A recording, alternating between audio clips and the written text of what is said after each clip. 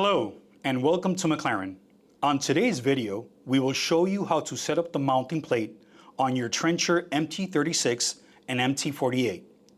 Once you unbox your trencher, you will see that you receive the following components: 4 bolts with washers, 4 spacers, 2 metal plates, and 1 spring.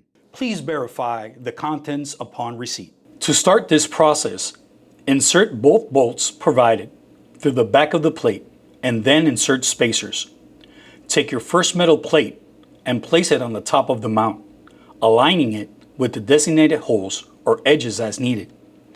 Be aware that the metal plate must be placed in the right direction. Do not tighten the bolts. Now place the mount lip on top of the spacers. Once that is done, repeat this process with the second bottom plate. Insert both bolts provided through the back of the plate and then insert spacers. Adjust the plate on the desired position. Then securely tighten all bolts, as your final step is going to be to mount your torsion spring. Take your bolts and nuts provided.